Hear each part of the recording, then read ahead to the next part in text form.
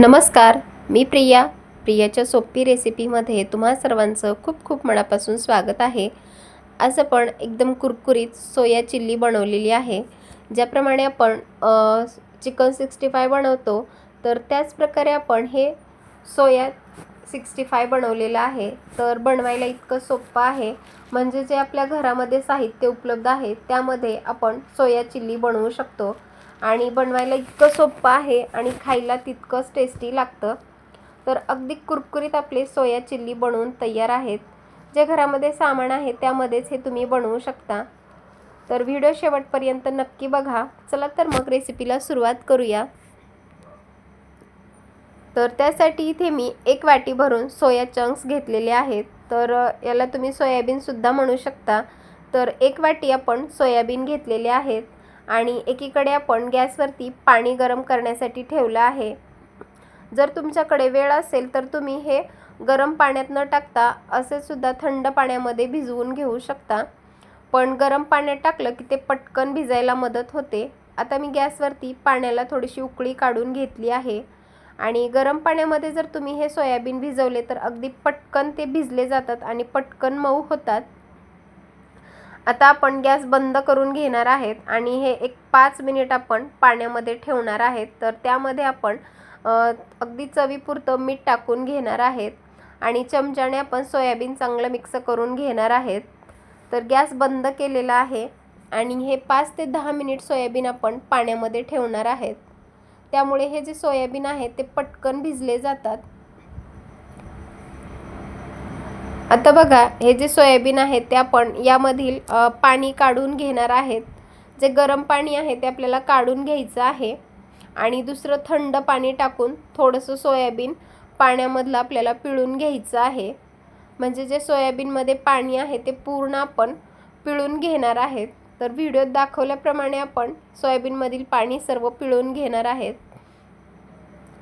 तर काही सोयाबीनचं पाणी मी काढून घेतलं आहे। अशाच प्रकारे जे सोयाबीन राहिलेलं आहे त्याचं सुद्धा पाणी आपण अशाच प्रकारे काढून घेणार आहेत। तर होता होईल तेवढं आपल्याला त्यामधील पाणी काढून टाकायचं आहे। इथे बघा, आपण सर्व सोयाबीनमधलं पाणी काढून घेतलं आहे। आता यामध्ये आपण काही मसाले ॲड करणार आहेत। तर मसाले जे आहेत ते आपण जे घरात आपण रोजच्या भाजीसाठी वापरतो तेच मसाले वापरलेले आहेत। आता सोयाबीन आपण एका मोठ्या बाउलमध्ये टाकून घेणार आहेत आणि मसाल्यामध्ये आपण 2 चमचे धने पावडर घेतला आहे। तर धने पावडर जे आहे ते आपण घरीच बनवलेलं आहे। चवीनुसार आपल्याला तिखट घ्यायचं आहे, म्हणजे तिखट जे आहे ते तुम्ही कमी जास्त करू शकता। चवीनुसार मीठ घ्यायचं आहे आणि अगदी 1 चमचा मी गरम मसाला घेतला आहे आणि अगदी चिमूटभर आपण फूड कलर वापरलेला आहे। अर्धी वाटी आपण तांदळाचं पीठ वापरलेलं आहे। याऐवजी तुम्ही कॉर्नफ्लॉवर वापरू शकता किंवा जर कॉर्नफ्लॉवर सुद्धा तुमच्याकडे नसेल तर तुम्ही मैदा सुद्धा वापरू शकता। आता हे जे मसाले आहेत ते आपण या सोयाबीनमध्ये टाकून घेणार आहेत। तर सुरुवातीला आपण धने पावडर टाकून घ्यायची आहे। लाल तिखट टाकून घेणार आहेत। तुम्ही तिखट जास्त खात असाल तर थोडंसं तिखट वाढवू शकता, पण इथे लहान मुलं खाणार आहेत म्हणून मी तिखट थोडंसं कमीच वापरलेलं आहे। चवीनुसार मीठ टाकून घ्यायचं। 1 चमचा गरम मसाला आणि फूड कलर टाकलेला आहे। अगदी चिमूटभर आपण फूड कलर टाकलेला आहे। तर आता जे हे मसाले आहेत ते आपण चांगले मिक्स करून घेणार आहेत, म्हणजे सोयाबीनला आपण चांगल्या प्रकारे हे मसाले कोट करून घेणार आहेत। आता बघा, सर्व मसाले आपण सोयाबीनला कोट करून घेतले आहेत। आता जे आपण तांदळाचं पीठ घेतलं होतं ते तांदळाचं पीठ आपण या सोयाबीनला मिक्स करून घेणार आहेत। यामुळे आपले सोयाबीन जे आहे ते अगदी कुरकुरीत व्हायला मदत होते। जर तुमच्याकडे तांदळाचं पीठ नसेल तर तुम्ही मैदा वापरू शकता किंवा कॉर्नफ्लॉवरचा सुद्धा वापर करू शकता। त्यामुळे जे सोयाबीन आहे ते कुरकुरीत होण्यासाठी मदत होते।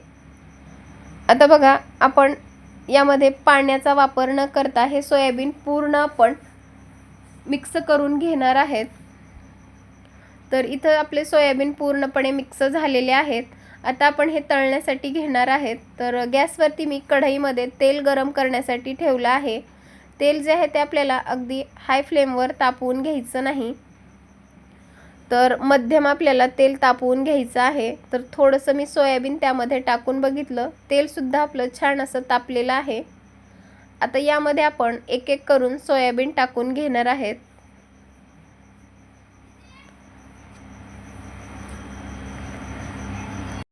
आता सोयाबीन आपण तेलामध्ये टाकून झालेले आहेत. तर सोयाबीन तळताना आपल्याला जास्त घाई करायची नाही. लो टू मीडियम गॅसवर सोयाबीन अगदी कुरकुरीत होईपर्यंत आपल्याला तळून घ्यायचे आहेत. तुम्ही जेवढं कमी गॅस करून हे सोयाबीन तळचाल तर अगदी ते छान असे कुरकुरीत होतात. तर आता आपण ते झाऱ्याने थोडेसे आलटून पलटून घेणार आहेत. दोन्ही बाजूने सुद्धा आपल्याला हे सोयाबीन छान असे कुरकुरीत होईपर्यंत तळून घ्यायचे आहेत. तर यामध्ये आपण जो खायचा रंग वापरलेला आहे तो पूर्णपणे ऑप्शनल आहे. जर तुमच्याकडे नसेल तर तुम्ही स्किपसुद्धा करू शकता. तुम्ही जर अजून माझ्या चॅनलला सबस्क्राईब आणि लाईक केलं नसेल तर प्लीज माझ्या चॅनलला लाईक आणि सबस्क्राईब करा. सोबतच बेल आयकॉनवर क्लिक करा. आता बघा, जे तेलाचे बबल्स आहेत ते सुद्धा थोडे कमी झालेले आहेत आणि आता सोयाबीन आपलं चांगल्या प्रकारे तळलेलं आहे. तर ते झाऱ्यामध्ये आपण काढून घेणार आहेत आणि पूर्णपणे आपण त्याचं तेल जे आहे ते निपटून घेणार आहेत. तर एक घाणा आपण तळून घेतलेला आहे. अशाच प्रकारे आपण जे राहिले होते ते सोयाबीन ते सुद्धा अशाच प्रकारे तळून घेणार आहेत. हे सुद्धा सोयाबीन तळत असताना आपल्याला गॅसची फ्लेम अगदी कमीच ठेवायची आहे आणि लो टू मीडियम गॅसवरच हे सोयाबीन आपल्याला तळून घ्यायचं आहे. आता बघा, एका बाजूने छान असे तळले आहेत तर दुसऱ्या बाजूने सुद्धा आपण ते पलटवून घेणार आहेत. तर दोन्ही बाजूने त्याचा रंग आणि छान क्रिस्पी होईपर्यंत सोयाबीन आपण तळून घेणार आहेत. हे जे सोयाबीन चिली आहे ते गाड्यावर अगदी मिळताना सेम तसेच झालेले आहेत.